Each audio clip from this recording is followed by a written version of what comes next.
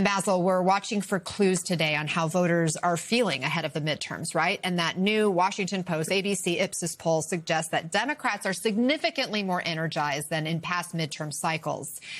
Is today a test of that enthusiasm? And what else could we glean from today's contests? It's good to be with you again, Anna. Yeah, I think the enthusiasm gap that has been widely reported between Democrats and Republicans is something to watch today. Democrats with likely a significant amount of enthusiasm going into these primaries because of the anti-Trump fervor and because of all the concerns around the economy. The other thing that I'm looking for is this question of electability. There's been some tension reported within the Democratic Party about what the kind of appropriate candidate looks like and will be going into the general elections.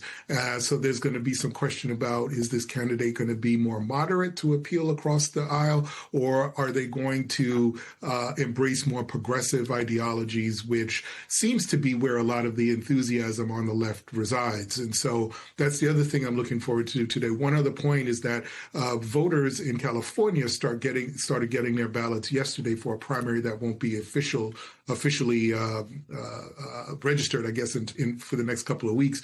But it promises to be, as some reports suggest, a whiter and wealthier primary electorate. So it'll also be interesting to see how that primary ends up turning out, given the dynamics there. The Indiana state Senate races are also interesting today because Trump is seeking revenge on several Republican state senators in Indiana who defied his redistricting efforts in that state. So the president has backed primary challengers, and there's 8 of those specific Senate state Republicans that they're looking for in the state of Indiana. Susan, what are you expecting here? Will President Trump maintain his grip with Republican voters, do you think?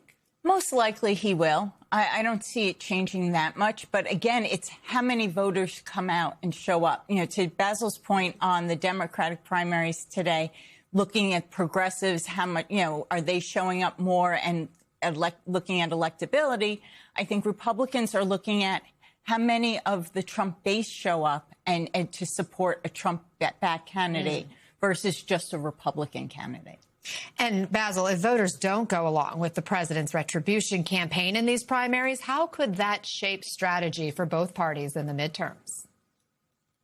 Well, look, I think that even though there's an enthusiasm gap that has been widely reported, and even though a lot of Republicans may not particularly care for the president's policies, there's no clear evidence that they're going to automatically vote for Democrats, right? So I think part of this Democratic strategy is, yes, you want to talk to everybody, but I think the opportunities are more for the independent voters that really have soured on the president's policies and messaging, and there is some opportunity there. So I think what ends up happening at the end of all of this is sort of getting people to support Democrats, more so not on the overall party brand, but on the sort of larger policies. I think there should be more than just an anti-Trump message, but it's also the reforming and reshaping of a Democratic coalition, which we still kind of don't know what that's going to look like at the end of the day.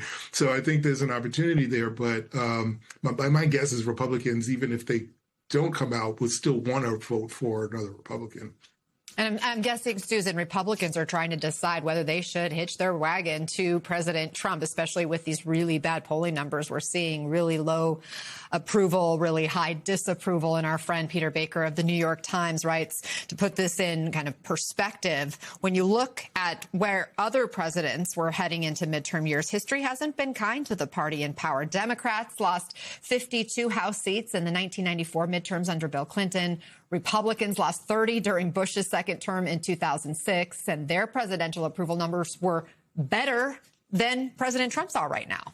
Right. And what's worse than President Trump's numbers are the numbers that voters are seeing at the gas station, at the pumps. Those are the numbers to really watch out for. And those are, of course, a result of President Trump's policies. But, there's one thing to look at in this 2026 election because of all the crazy redistricting we have seen, whether it be in Texas, California, and while some say it's turning out to be a potential wash, is that we're not going to see big wave numbers. Because of redistricting, the districts are tighter. They are going to be closer. So a huge win may be, in fact, 15 to 18 seats, which will be kind of the new wave election, if you will. So don't look for huge numbers come 2026 elections. If they get 4, I think they need 3. So if they get 4, the Democrats will be happy.